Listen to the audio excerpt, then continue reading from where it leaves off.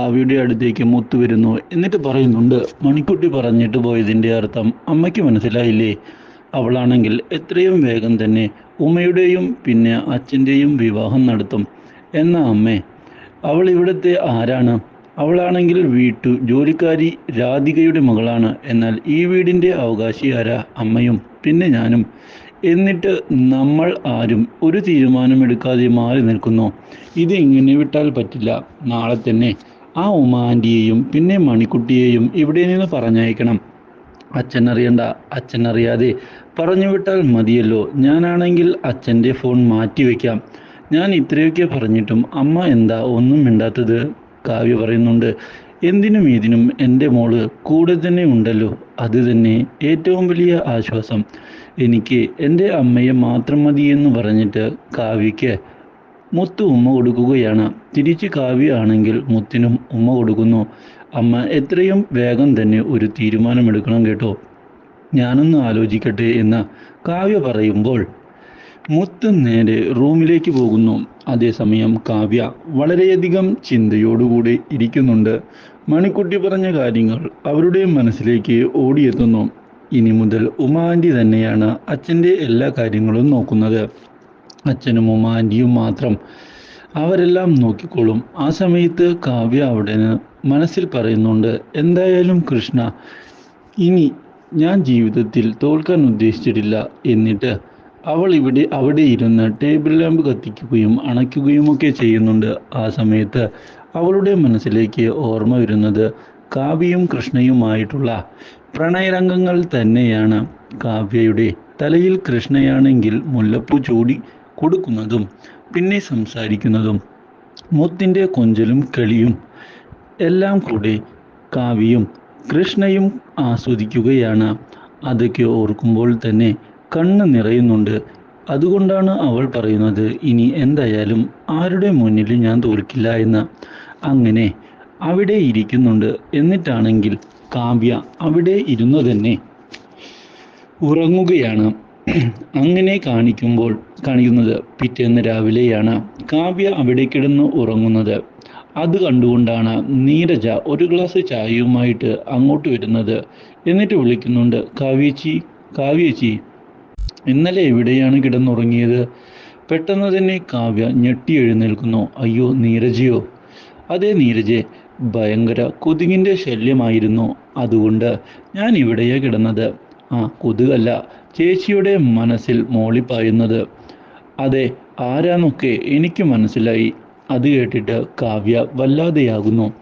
എന്നിട്ട് പറയുന്നുണ്ട്, നീരജ സത്യത്തിൽ ആരെ വിശ്വസിക്കണം ആരെ വിശ്വസിക്കണ്ട എന്നൊക്കെ എൻ്റെ മനസ്സിലുള്ളത് ഏതാണ്ട് കടന്നൽ മൂളുന്നത് പോലെയാ എനിക്കിങ്ങനെ തോന്നുന്നത്.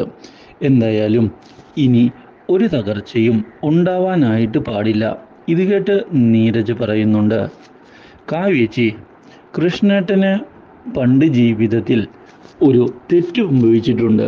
അത് തന്നെയാ രാധിക. എന്നാൽ രാധിക ഇപ്പോൾ ജീവനോടെ ഇരിപ്പില്ല. പിന്നെ കൃഷ്ണേട്ടനാണെങ്കിൽ ബിസിനസ് സാമ്രാജ്യങ്ങൾ എല്ലാം തൻ്റേതാക്കുമെന്നും എല്ലാം തട്ടിയെടുക്കാൻ ശ്രമിക്കുന്നുവെന്നും ഭരത് പറയുന്നു. പക്ഷേ ഞാനത് വിശ്വസിക്കുന്നില്ല. ചേച്ചിക്ക് എന്ത് വിശ്വസിക്കാൻ കഴിയുമോ അത് വിശ്വസിക്കുക. പഴയ ഒരു കാര്യം മനസ്സിലേക്ക് ഓർക്കുന്നത് നല്ലതാണ്. അതായത് മുൻപ് നടന്ന ഒരു സംഭവം കാവ്യയുടെ മനസ്സിലേക്ക് വരികയായി. കൃഷ്ണയോടായി കാവ്യ പറയുന്നുണ്ട്, ഇപ്പോൾ തന്നെ MD സ്ഥാനത്തേക്കാണ് കൃഷ്ണയെ ആക്കിയത്. അതുകൊണ്ട് തന്നെ എല്ലാവർക്കും നേരിയ അസൂയയുണ്ട്. ചിലർക്ക് സംശയവുമുണ്ട്. എന്നോട് ചോദിക്കുകയാണ്, അമ്മയും ഭരത്തും ഉള്ളപ്പോൾ എന്തുകൊണ്ടാണ് ഈ ഭർത്താവിനെ ഈ കാര്യം ഏൽപ്പിച്ചത് എന്ന്.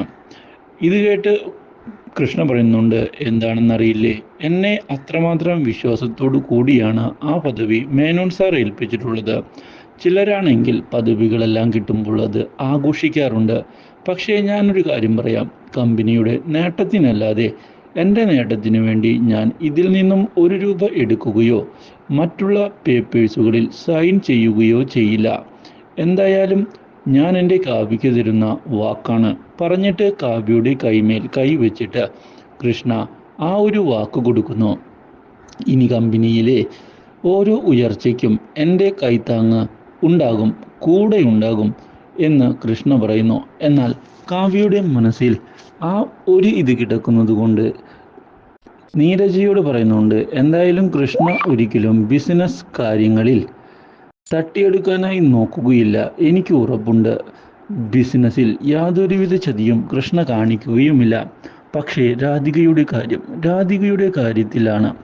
ഒരു ഭാര്യ എന്ന നിലയിൽ എന്നോട് വിശ്വാസവഞ്ചനയാണ് അയാൾ കാണിച്ചത്. അത് കേട്ടിട്ട് നീരജ പറയുന്നുണ്ട്, അതെങ്ങനെ വിശ്വാസവഞ്ചനയാകും? രാധികയെ നേരത്തെ തന്നെ കൃഷ്ണേട്ടന് പരിചയമുണ്ട്. അവർ തമ്മിൽ ബന്ധമുണ്ടായിരുന്നു. ആ ബന്ധത്തിൽ ഒരു മകൾ മണിക്കുട്ടി ഉണ്ടായിരുന്നു.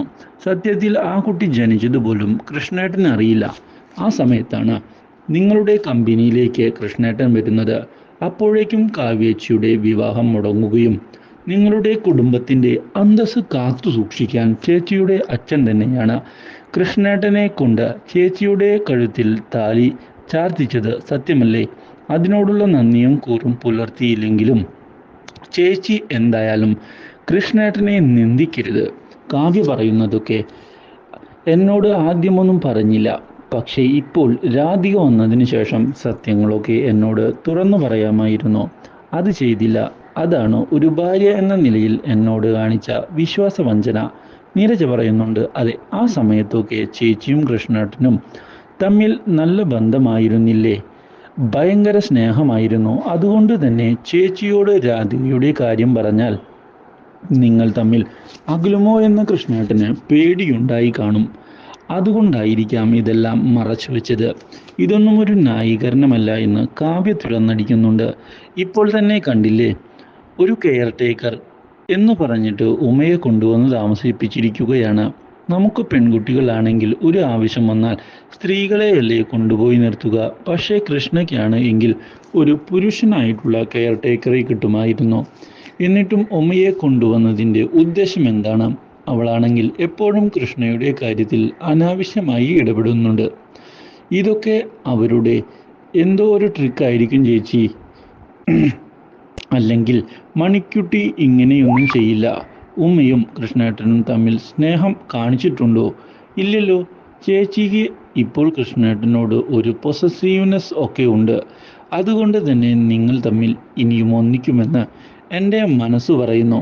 ചേച്ചി കൃഷ്ണേട്ടനുമായി മനസ്സ് തുറന്ന് സംസാരിച്ചാൽ മാത്രം മതി. ചേച്ചി സംസാരിക്കണം.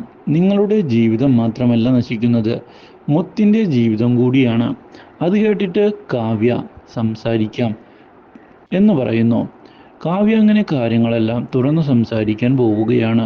ആ സമയത്ത് റൂമിനകത്ത് മണിക്കുട്ടി ഇരുന്ന് പഠിക്കുന്നു. കൃഷ്ണയെ കാണുന്നുമില്ല. കൃഷ്ണ ആ സമയത്ത് തപ്പിത്തടഞ്ഞ ടോയ്ലറ്റിൽ നിന്നും പുറത്തേക്ക് വരുന്നുണ്ട്. എന്താ അച്ഛാ എന്നിങ്ങനെ മണിക്കുട്ടി ചോദിക്കുന്നുണ്ട്. അച്ഛൻ കുളിച്ചു എന്നയാൾ മറുപടി പറയുന്ന സമയത്താണ് കൃഷ്ണയുടെ ഭാഗത്തൊക്കെ സോപ്പ് പത മണിക്കുട്ടി കാണുന്നത്. അവൾ പറയുന്നുണ്ട്, അയ്യോ സോപ്പ് പത. അപ്പോഴേക്കും ഉമ അങ്ങോട്ടെത്തുകയാണ്. ഉമ വന്നിട്ട് പറയുന്നുണ്ട്, ദേ കൃഷ്ണ നന്നായിട്ട് കുളിച്ചില്ലല്ലോ, ദേഹം മുഴുവനും സോപ്പ് പതയുണ്ട്, അത് കഴുകേണ്ടേ? ആ സമയത്ത് മണിക്കുട്ടി പറയുന്നുണ്ട്, ഞാൻ കഴുകാം.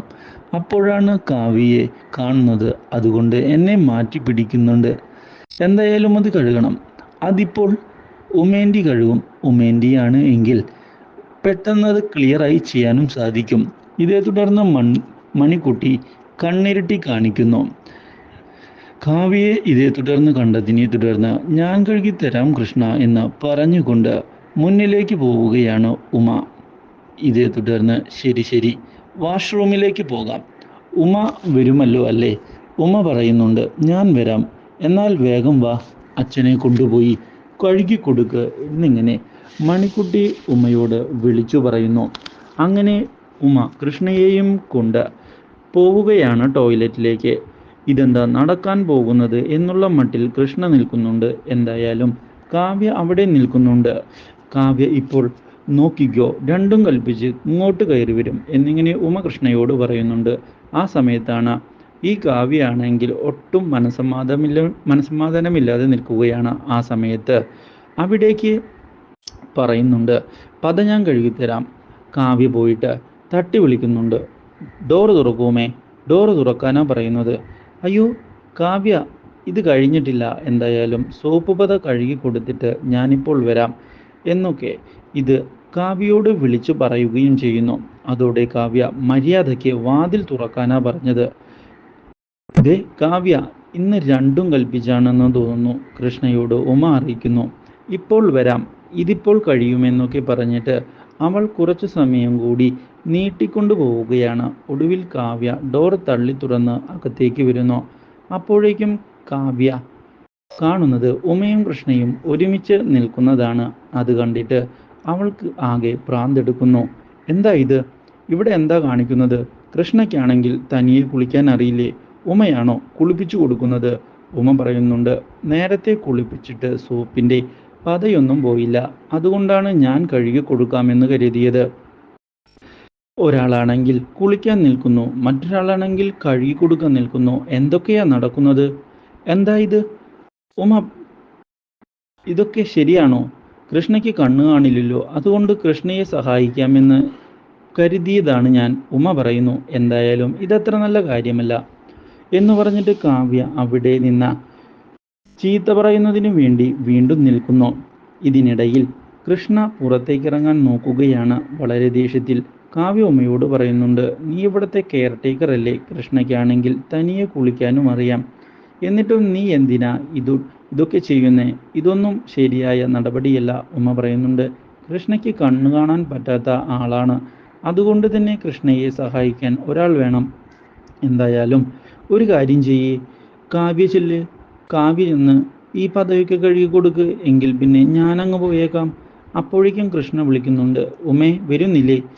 ദേ അകത്തുനിന്ന് വിളി കേട്ടില്ലേ? ഇനിയിപ്പോൾ എൻ്റെ സഹായം ആവശ്യമില്ല, ചെല്ല് ഉമേ.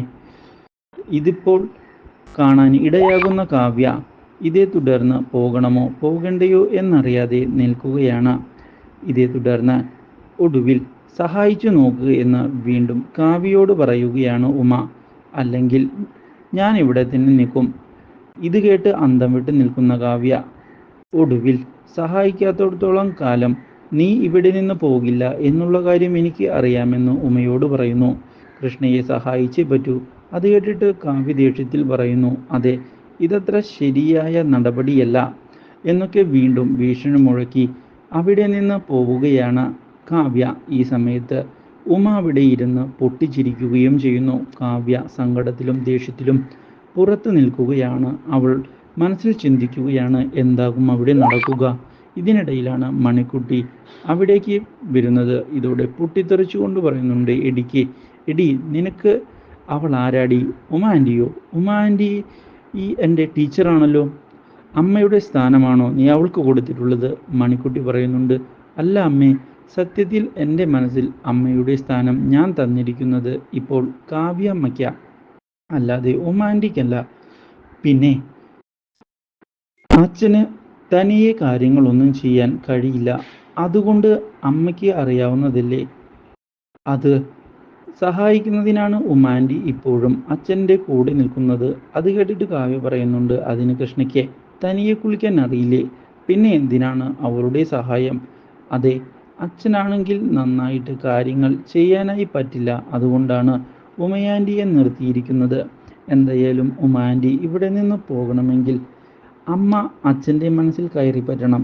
അങ്ങനെയെങ്കിലും ആ മനസ്സിലൊരു സ്ഥാനം നേടിയെടുക്കണം. അതിനായി ഒരു കാര്യം ചെയ്യൂ, അമ്മ പോയിട്ട് അച്ഛനെ കാണുകയും ഒരു ചായ അല്ലെങ്കിൽ കോഫി ഇട്ടുകൊണ്ട് കൊടുക്കൂ. എന്തായാലും അച്ഛൻ കോഫി കുടിക്കട്ടെ, അപ്പോഴേക്കും അമ്മയുടെ സ്നേഹം മനസ്സിലാകും. അത് കേട്ട് കാവ്യ പൊട്ടിത്തെറിച്ചുകൊണ്ട് പറയുന്നു, ഓ പിന്നെ എൻ്റെ കോഫി കുടിച്ചിട്ട് അങ്ങനെ അയാൾ സ്നേഹം മനസ്സിലാക്കണ്ട. എനിക്കാണെങ്കിൽ എവിടെന്നോ കയറി വന്ന് അവളുമായി മത്സരിച്ചിട്ട് അയാളുടെ ഭാര്യസ്ഥാനത്ത് ഇരിക്കുകയും വേണ്ട. അഭിമാനം വിട്ട് ഇതുവരെ കാവ്യ ആരോടും കളിച്ചിട്ടില്ല എന്ന് പറഞ്ഞിട്ട് അവിടെ നിന്ന് പോകുമ്പോൾ മണിക്കുട്ടി പറയുന്നുണ്ട്, അമ്മയ്ക്ക് ഇപ്പോൾ ദേഷ്യമായിട്ടുണ്ട്. അതിനർത്ഥം അമ്മയ്ക്ക് ഇപ്പോഴും അച്ഛനെ ഒരുപാട് സ്നേഹം ഉണ്ടെന്ന് തന്നെയാണ്. എന്തായാലും അത് എനിക്ക് ഇന്നത്തോടെ മനസ്സിലായി.